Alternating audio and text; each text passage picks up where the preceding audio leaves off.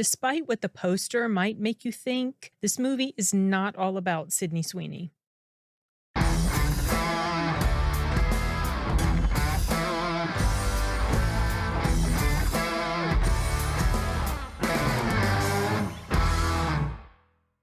That's not necessarily a complaint or a pro, just letting you know, because when I went into this, I thought this was going to be mostly about her, and it is not. So that was kind of interesting. I saw Americana tonight. That's what this is in reference to. Sorry. I saw it tonight. I just got home from the theater. It is Saturday, the 16th of August, and I was pleasantly surprised at how much I enjoyed this film. I'll get that out of the way right now. I kind of expected that I might like it, but I did not realize how into it I was going to get and how much appreciation I was going to have for the writing and the acting and just everything involved in this story. So this film is written and directed by someone named Tony Tost. Don't know if I'm pronouncing that right. T-O-S-T, Tost. And this was actually his directorial debut, which is pretty impressive, to be honest. He had previously written episodes for Longmire, which fantastic show, you guys. Great adaptation of the books. And also episodes for the show called The Terror, which I have not seen yet, but I've heard good things about it. And Poker Face, which I also haven't seen, but I know it's pretty well known. So this takes place in South Dakota. Hold on a minute. South Dakota. What movie? Americana. Americana. Yeah. It's good. I just got back from watching it and I'm filming my review. What was I saying? Okay. I was saying it takes place in South Dakota. It's kind of like a neo-Western. I've seen it described as that. It feels that way. It's like a crime thriller type of story, drama-ish, and it's told in about 5 to 6 parts. The movie opens up with, well, obviously part 1, and that sort of serves the purpose of like being a prologue and something to get you hooked into the story, and it does a good job at that. It culminates in a death, and so you're like, well, okay, wow, that was okay. And then for part 2 and all the way through the end, it just goes back in time, tells you what leads up to this moment in part 1, then it tells you the rest of the story. So the characters we meet early on are Cal. He is he's a young boy who keeps stating very emphatically that he is the reincarnation of Sitting Bull.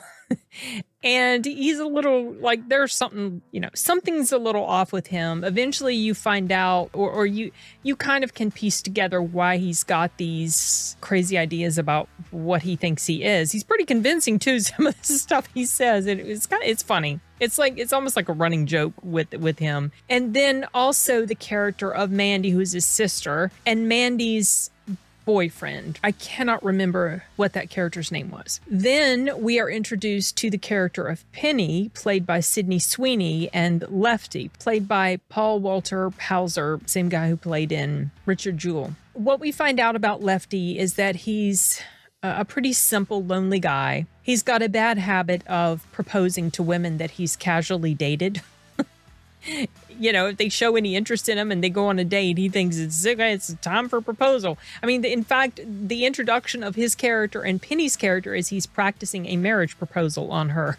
It's funny. And then Penny is this shy waitress with a stutter who dreams of being a Nashville country singer. The little bit that we see of her home life, which is not very much at all, but we get enough to realize that she's kind of in an abusive sort of situation with her mother. And so, it doesn't take much to plant these seeds of knowledge about these different characters. So that's something else I really appreciated about this film. It doesn't waste time with a lot of exposition and overuse of visual demonstration of things that are going on with these characters. All it takes is generally like one scene or just a bit of dialogue, and you've got it. You understand what's up. She notices what seems to be like something shady happening at the diner or is going to happen, and she pieces together that it's going to be something involving a lot of money. And she ropes Lefty into her plan to try to thwart this thing that's going on, take the money for themselves. She views this as her opportunity to get out of this situation she's in and leave the area and go to Nashville and fulfill her dreams. And her curiosity about this ends up getting her and Lefty involved in some bad stuff. It revolves around an artifact, an American Indian / Native American shirt, a special, I don't know, ceremonial or ritualistic shirt or something like that, like a top. And it sets off a chain of events that connect a bunch of different characters, including Cal, Mandy, obviously Penny and Lefty. And then there's another character that is brought into the mix, and his name is Ghost Eye. I can't remember what he said his actual name was, but he's played by Zahn McClarnon, or Zahn, I don't know, Zahn. He played in Longmire. I love this guy. I have loved this guy ever since I noticed him in Longmire. He has got such screen presence. Anyway, he's fantastic in here. He's fantastic in everything I've seen him in. So there's all these different people involved in this whole thing with trying to get this artifact, this very special and valuable shirt. And it's interesting to see how the writing was able to weave together each character's story in an efficient manner and doesn't really drag. I like that details about the different characters are revealed over time. You know, you get sort of this opening scene with them, and then as the story goes on, more is revealed about them. So you get a deeper understanding of why they are the way they are, the type of person that they are, that sort of thing. There is an interesting balance between the dark and violence of this movie and also some subtle comedic touches. It's done in such a way that it works very well. These little brief moments of humor or levity, they come in during sometimes some pretty intense scenes that are happening. I'll give you an example. One that just it made me laugh. I laughed out loud. And there was a bit of laughter throughout. It wasn't like a big knee slapper of a movie as far as that goes, but these little touches here and there that sort of helped relieve the tension a bit.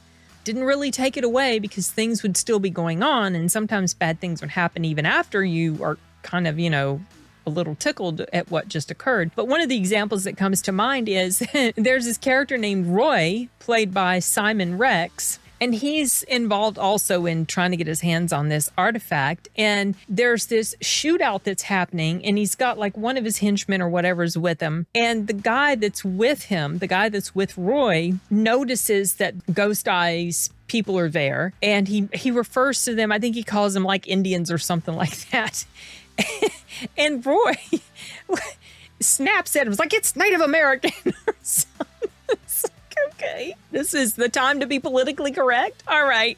But it was funny the way it was done. And I really thought that was a nice touch. The acting also is pretty solid across the board. There was no one in here that performed badly in any way. The character of Mandy is played by some singer that I think I've heard of in passing, but have never listened to her music or anything. And that was Halsey. I'm assuming that's the correct way to say it. But then also the little boy, the boy who played Cal, and Zahn.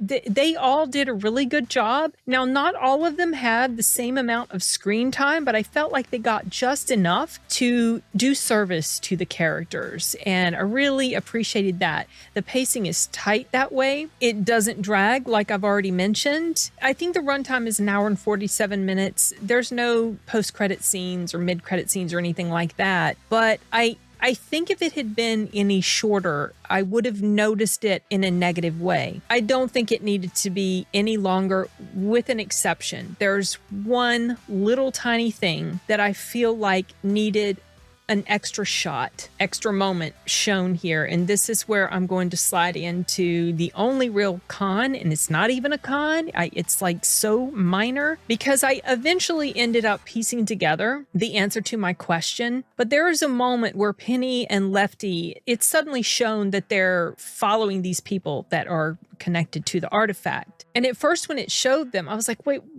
how did they just magically end up here? How did they know to be here at this particular place? And then, of course, you piece it together. Oh, they must have been following them for a certain amount of time. But I feel like if there had been just like an extra shot just showing them before that, so that you know that this is happening, you know that they have been following these people for X amount of time. It's just that not having that moment made this particular instance feel a bit abrupt, a bit too coincidental. And that was really the only thing that kind of jumped out at me. It's like, what? How are they just magically here? So I think it would have helped to show at least like a setup shot so that you know already and you don't even have this question in your mind about how they appeared at this place magically. Well, it wasn't, obviously. This is a very minor nitpick, but I wrote it down. I mentioned it because it was noticeable enough to me to spark a question. Overall, however, this is just such a well-done story. It was very cohesive, very compelling, had originality, strong performances. I'm probably going to rate this about a 4 or 4.25 at least on Letterboxd and Critic Lists and Rotten Tomatoes. When I get around to posting those reviews, I'm going to be doing a written review for the Latino Slant, so look for that coming soon. I don't think this movie is going to be huge in the theaters, but I think that once it hits streaming, it's probably going to get some more love and appreciation. This is its opening weekend, but I've already seen indications that it's not performing too well. There really wasn't any, I don't want to say any, but there wasn't much marketing to speak of for this film. The only way I found out about it was on my Regal app. I think they might have shown a trailer somewhere. I feel like I've seen something about it, but I just don't think a lot of people are going to know about it and pay attention to it. So, we'll see. At any rate, I'm just glad this is another pretty solid original film for 2025, and I'm happy that it was a positive experience overall at the theater. So I do recommend this film for fans of these types of things, like crime thrillers, sort of neo-Western, gritty drama-ish with some moments of tasteful humor sprinkled throughout, and liked it enough that I wanted to do a sit-down review for it. So these are my thoughts on Americana. It's currently playing in theaters nationwide. If you get a chance to check it out, let me know what you think. All right, you guys, that's it. Hasta la vista.